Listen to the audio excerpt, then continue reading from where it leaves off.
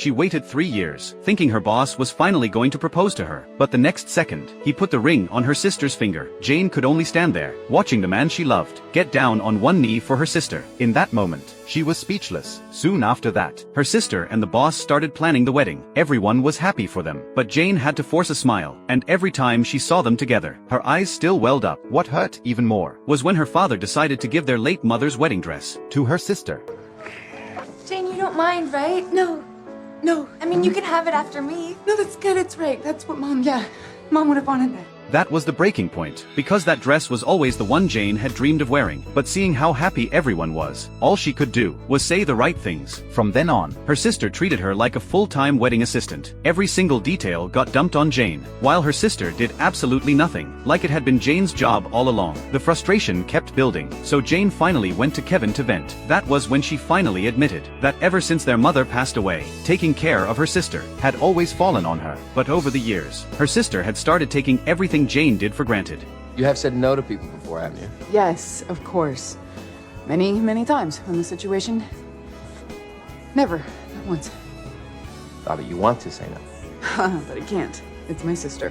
Then one day, Jane was at a cake tasting with her sister, and when she turned around, she saw Kevin standing there, clapping. Jane was stunned. She had no idea Kevin was actually a reporter, and the only reason her sister brought her along was to get the wedding featured in the paper. Jane felt completely betrayed. She couldn't believe he was tied to all of this too. It felt like there was no escape. The next day, Kevin showed up at Jane's apartment, claiming he needed some details for the wedding story. But Jane didn't realize he wasn't really there for her sister. He was there for her. The second Kevin walked into her room and saw a closet full of bridesmaid dresses, he froze. Then he couldn't help himself and started making fun of how ugly they were. He couldn't understand why Jane had kept every single one. Jane wasn't having it, so just to prove him wrong, she started trying on her favorite dresses, but she walked right into his trap. While she wasn't looking, Kevin secretly photographed her entire collection, and once Jane came out in the dresses, he kept snapping photos. You are totally right about the dress. It is not that bad, but come on, the color, please.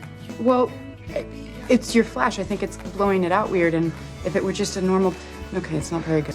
I got a good one. He came for the sisters' wedding story, but Jane became the real star. Dress after dress, Kevin started seeing a side of Jane that no one else ever really noticed. The girl who was always busy taking care of everyone else was actually funny, sweet, and real. And for the first time, Jane was willing to show someone the memories she had kept to herself for years. Somewhere in the middle of all that laughter, something between them started to shift, and by the time all 27 dresses were photographed, Kevin realized he was truly falling for her. From that day on, Kevin found every excuse to be around her. Little by little, he started stepping into her world, and finally saw just how much she had been carrying on her own.